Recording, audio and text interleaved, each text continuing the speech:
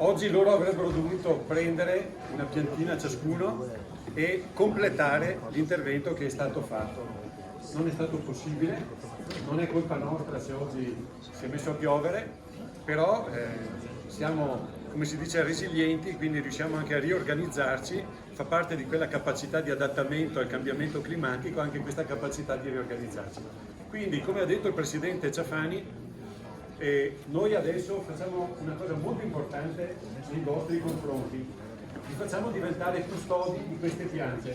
Voi avete la fortuna di abitare ad Enego, non abitate, penso, al 10° piano di un condominio in centro a Milano, abitate probabilmente in un luogo dove un posto per un vaso ce l'avete tutti quanti, e grazie ai collaboratori di Veneto Agricoltura che sono qui oggi, i colleghi sia del SIF che del vivaio di Montecchio Precaccino, che ringrazio per la loro partecipazione, abbiamo portato qui le piantine che avevamo tenuto per voi. Sono giovani piante col pane di terra, hanno 1 o 2 anni di età, e c'è un vasetto, un vaso fatto apposta per le piante forestali, è un vaso che permette che le piante forestali non rovinino il loro apparato radicale, non attorciglino le radici, e dentro ci abbiamo già messo, non vi facciamo mancare niente, anche la terra, perché se vedete il vaso è molto più grande della piantina, e allora perché non facciamo nessun errore? Dentro c'è già la terra. Adesso cercate, se possibile, di arrivare a casa senza aver svuotato il vaso, insomma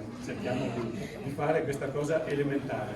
Poi quando andate a casa fate questa semplice operazione: prendete un foglio di giornale, un foglio di carta, rovesciate il vaso e mettete la terra in cima, mettete dentro la piantina in modo che non me la mettete che non vede neanche più fuori, la mettete grazie, la mettete di modo che sia 1-2 centimetri così sotto la fuoriuscita del vaso, poi con le vostre mani prendete la terra che avete borsato fuori e riempite il vasetto in modo che fate un bel trapianto. Penso sappiate farlo tutti, eventualmente chiedete una mano al papà, alla mamma, ai nonni, a chi sa sporcarsi le mani, come si dice, e dopo dovete semplicemente questa pianta non metterla vicino alla stufa, tenervela in casa, la mettete fuori, perché lei avrebbe dovuto essere in Marcesina adesso, quindi arrivano 3 metri di neve, benissimo, fa -20, non succede niente. Ecco, la lasciate fuori, ogni tanto fate conto, una volta al mese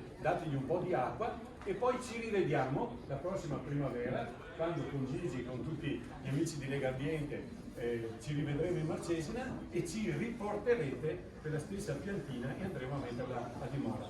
Qual è la differenza tra piantarla oggi e piantarla fra 6 mesi?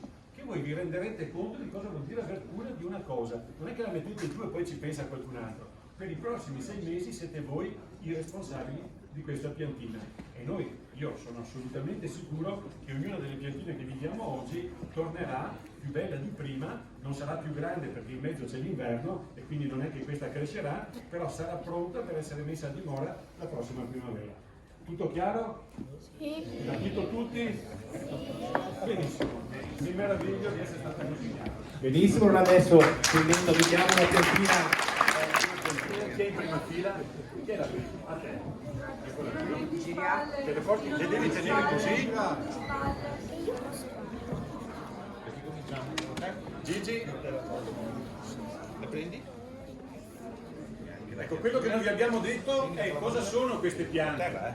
Allora, queste belle gialle sono dei larici, sono delle piante fortissime che non hanno paura di niente. Queste del cambiamento climatico se ne fanno un baffo.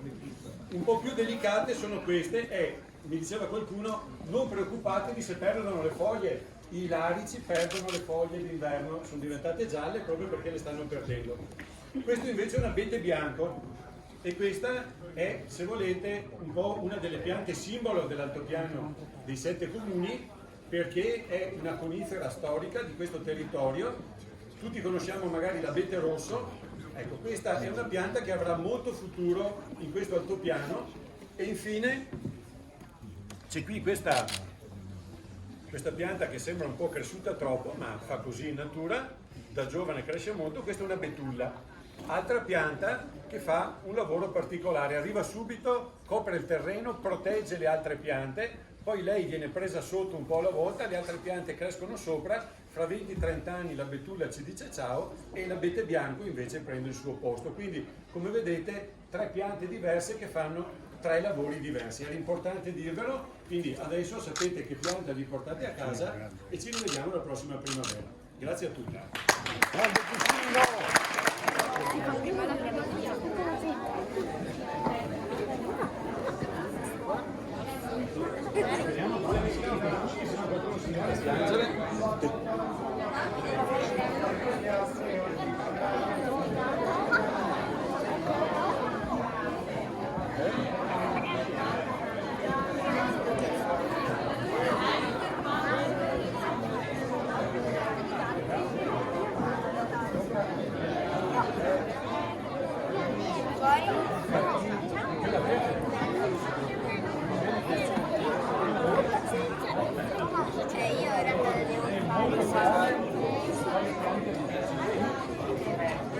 Un abete bianco, vedo che vi è molto simpatico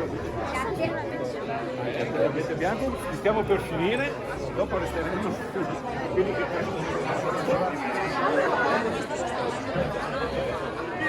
le betulle non le vuole nessuno, ragazzi. Io stavo